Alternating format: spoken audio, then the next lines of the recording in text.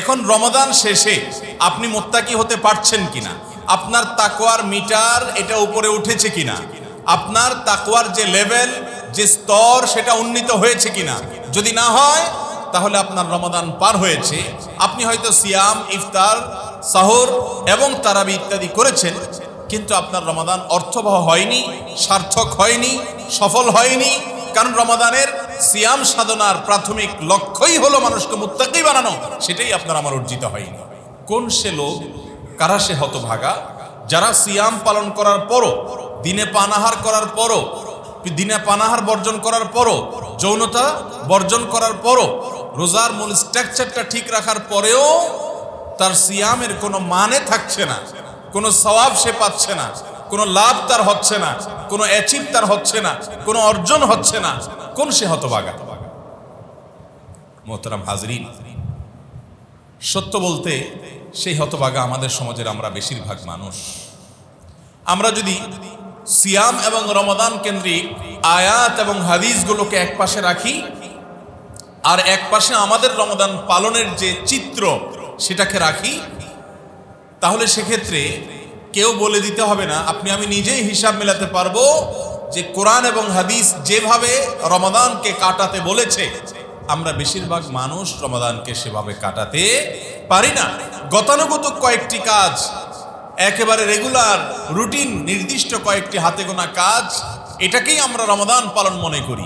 অথচ রমাদান শুধু এই কাজগুলোর নাম নয়, বরং রমাদানের অন্তর্নিহিত অনেকগুলো গুরুত্বপূর্ণ দিক রয়েছে, যে দিকগুলোকে টাচ করা না গেলে, যেগুলোকে স্পর্শ করা না গেলে এই রমাদানের কোনো মানে হবে না। আল্লাহ তাআলা আমাদেরকে সফল এবং সার্থক রমাদান এটা যেন আমরা উদযাপন করতে পারি, পালন করতে পারি, এটা যেন মেনে চলতে পারি। আল্লাহ তাআলা আমাদের সবাইকে সে তৌফিক দান করুন। মুহতারাম হাজরিন, আমরা সবাই একটা হাদিস শুনেছি। নবী করিম সাল্লাল্লাহু আলাইহি সাল্লাম রমাদান সম্পর্কে একটা হাদিসে অনেকগুলো কথা বলেছেন। তার একটি কথা হলো ওয়াসুফিদাতিশ শায়াতিন, রমাদানকে কেন্দ্র করে দুষ্ট শয়তানগুলোকে আল্লাহ রাব্বুল আলামিন শৃঙ্খলে আবদ্ধ করে ফেলেন, আটক করে ফেলেন। শয়তান তাদেরকে আল্লাহ তাআলা বন্দী করে ফেলেন। কেন করেন? বান্দা যেন বেশি বেশি নেকামল করতে পারে। আপনি বলতে পারেন শয়তান বন্দী করার পরও কিভাবে শয়তানি হয়? তো এর উত্তর খুবই সহজ। প্রথমত, শয়তান আগে থেকে যে সমস্ত ডোজ দিয়ে গেছে, ওই ডোজগুলোর কার্যকারিতা কিছু না কিছু আরো কিছুদিন এমনিই থাকে। সেজন্য আগে যে ডোজগুলো আপনার আমার উপরে প্রয়োগ করে গেছে বন্দী হওয়ার আগে, ওইগুলোর প্রভাবেও কিছুটা খারাপ কাজ আমাদের মধ্যে থাকে। আর দ্বিতীয় কথা হলো, মানুষ শয়তানীয় কর্মকাণ্ড শুধু শয়তানের কারণে প্ররোচিত হয়েই একমাত্র করে তা নয়, বরং নিজের প্রবৃত্তির তাড়নায় তাড়িত হয়েও মানুষ কি করে? অন্যায় অপরাধ করে। তো যাই হোক, শয়তানকে আল্লাহ তাআলা শৃঙ্খলাবদ্ধ করেছেন। কেন? যাতে করে আমরা এটাকে সুবর্ণ সুযোগ হিসাবে গ্রহণ করে ইবাদতের পথে, নেকামলের পথে, আল্লাহকে সন্তুষ্ট করার পথে অগ্রসর হয়ে যেতে পারি। ব্যাপারটিকে আমরা ছোট একটা এক্সাম্পলের মাধ্যমে বুঝতে পারি। আমাদের বাসা বাড়িতে ছোট ছেলেমেয়েরা নিজেদের মধ্যে গন্ডগোল ফাসাদ টুকটাক করে। ধরেন আপনার দুইটা ছেলে আছে, একটা ছেলে বড় আর একটা ছেলে ছোট।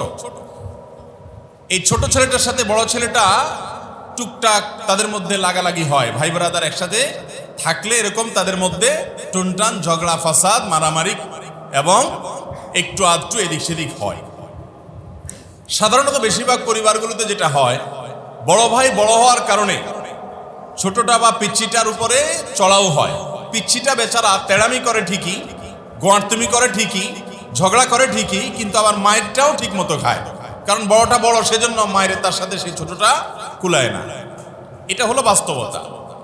তো বাবা মা যখন দেখে যে যখনই লাগে ওই বড়টাই মারামারি করে জিতে, ছোটটা দাঁড়ায় ভ্যা ভ্যা করে শুধু কাঁদে, তখন বাপ মার মায়া হয়।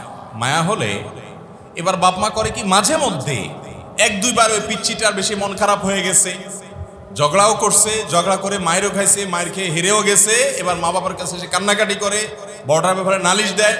তো মা বাবা ছোটটারে হেল্প করার জন্য একটা কাজ করে, সেটা হলো কখনো হয়তো গন্ডগোল লাগছে তো বড়টাকে ধরে ফেলে, বড়টাকে দুই হাত ধরে রেখে মা বাপ ইশারা দেয়, মানে তুমি এই চান্সে কিছু মেরে নাও, তো পিঠের উপরে দু চারটা দিয়ে সে নিজের মনের ঝাল মিটায় নেয়।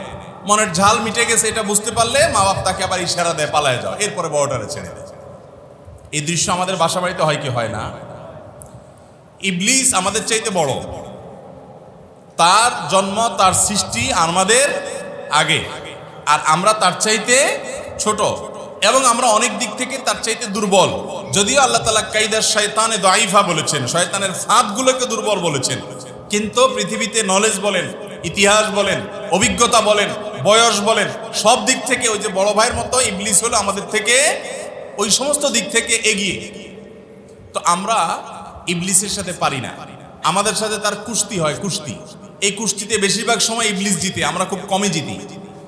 একজন কবি বলেছিলেন, আরে ये কুস্তি তো হয় অমর ভর কি, কবি ও দাবালে কবি তু দাবালে। ইবলিসের সাথে তোমার যে লড়াই, এই লড়াই তো আজীবনের লড়াই। কখনো সে তোমাকে পরাস্ত করবে, কখনো তুমি তাকে পরাস্ত করে ফেলবে। একদিন সে ফজরের তোমার জামাত মিস করে দিবে, সালাত মিস করে দিবে, আরেকদিন তুমি তাহাজ্জুদ থেকে জেগে থেকে তাহাজ্জুদ পড়ে আদায় করে তাকে তুমি হারিয়ে দিবে, তুমি জিতে যাবে। তো এই লড়াই তো আজীবনের লড়াই। কিন্তু এই লড়াইয়ে বাস্তবতা হলো যে ওই বড় ভাই ছোট ভাইয়ের মতো আমরা বেশিরভাগ সময় হেরে যাই, ইবলিস বেশিরভাগ সময় জিতে যায়। আল্লাহ তাআলা অভিভাবক হিসেবে দেখেন যে আমরা দুর্বল, নানা কারণে আমরা পেরে উঠতে পারি না। আল্লাহ রাব্বুল আলামিন তখন আমরা যেন কুলিয়ে উঠতে পারি, আমরা যেন একটু মাঝে মধ্যে যে তার আনন্দ উপভোগ করতে পারি, স্বাদটা পেতে পারি, সেজন্য রমাদান এলে আল্লাহ তাআলা ইবলিসকে বন্দী করে বান্দাকে আবার নবী সাল্লাল্লাহু আলাইহি ওয়াসাল্লামের মাধ্যমে সেই সংবাদ দিয়ে, কেমন যেন ওই যে অভিভাবক যেরকম ছোটটাকে ইশারা দেয় বড়টাকে হাত ধরে, আল্লাহ তাআলা ইবলিসকে আটক করে রেখে, শয়তানকে তার বাহিনীকে আটক করে রেখে আমাদেরকে ইশারা দিচ্ছেন যে ইয়া বাগিয়াল খায়রে আকবিল ওয়া ইয়া বাগিয়াশ শাররে আকসির। ওহে সৎ কর্ম সম্পাদন করার ব্যাপারে সদিচ্ছা পোষণকারী ব্যক্তি, যার ভালো কাজ করার মুরদ আছে, যে ব্যক্তি জান্নাত পেতে চাও, যে ব্যক্তি তার মালিকের সন্তুষ্টি অর্জন করতে চাও, যে ব্যক্তি ইবাদত বন্দেগীতে অগ্রসর হতে চাও, আকবিল আগাও। শয়তানকে আটক করে রাখা হয়েছে এই সুযোগ, আগাও, এগিয়ে যাও সামনে। ওয়া বাগিয়াশ শাররে আকসির। আর যে এই সময়ে অন্যান্য সময়ের মতো অপরাধ করে নিজের প্রতি নিজে অবিচার করবে, সেই সময়টাতে থেমে যাও। এটা একটা সুবর্ণ সুযোগ।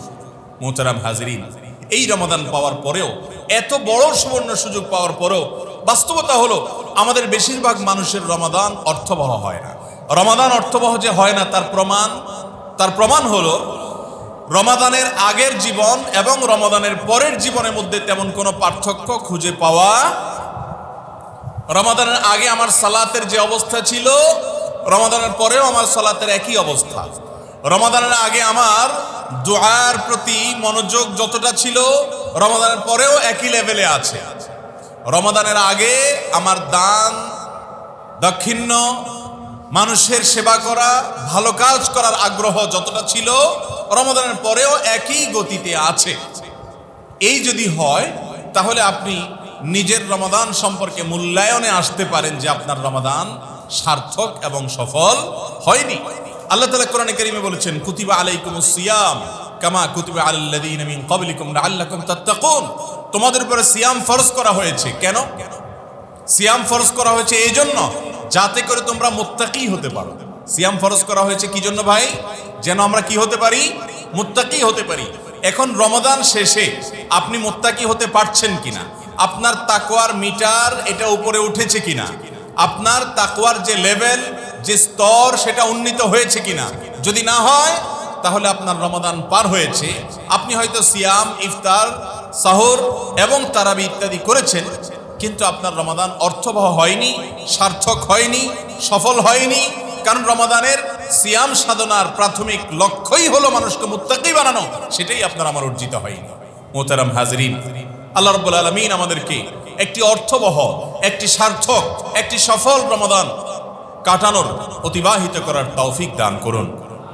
আল্লাহ রাব্বুল আলামিন যে সুবর্ণ সুযোগ আমাদেরকে দিয়েছেন, এই সুযোগ যদি হাতছাড়া হয়ে যায় তাহলে এর চেয়ে বড় সুযোগ ঈমানদারের জীবনে আর দ্বিতীয়টি আসতে পারে কত মানুষ গত রমাদানে আমাদের মাঝে ছিলেন, আমাদের সঙ্গে ছিলেন, কিন্তু এই রমাদানে তারা পরপরের বাসিন্দা হয়ে গেছেন। এই রমাদানে তারা দুনিয়া থেকে চলে গেছেন। যে রমাদানটা আমরা বরণ করতে যাচ্ছি, আসন্ন যে রমাদান, এই রমাদানের পরে আবারও একটি রমাদান পাবো আমরা, এরকম নিশ্চয়তা আমাদের কারোর হাতে আছে? কারোর কাছে না। অতএব এই রমাদান অর্থবহ হোক, সার্থক হোক, আমরা সবাই চাই তো ইনশাআল্লাহ। গতানুগতিক কিছু কাজ নয়, শুধু সিয়াম, ইফতার, সাহুর আর তারাবি, এই 4 কাজের মধ্যে রমাদানকে সীমাবদ্ধ রাখা নয়, বরং রমাদানের রয়েছে অত্যন্ত গুরুত্বপূর্ণ অনেকগুলো করণীয়। সে বিষয়গুলোর প্রতি আমরা বেশিরভাগ মানুষ ফোকাস করি না, একেবারেই না, যার কারণে আমাদের রমাদান নষ্ট হয়ে যায়। অতএব আমরা রমাদানের সমস্ত বিষয়গুলোর প্রতি খেয়াল রেখে চলবো তো ইনশাআল্লাহ। আল্লাহ তাআলা আমাদের সবাইকে আমল করার তৌফিক দান করুন।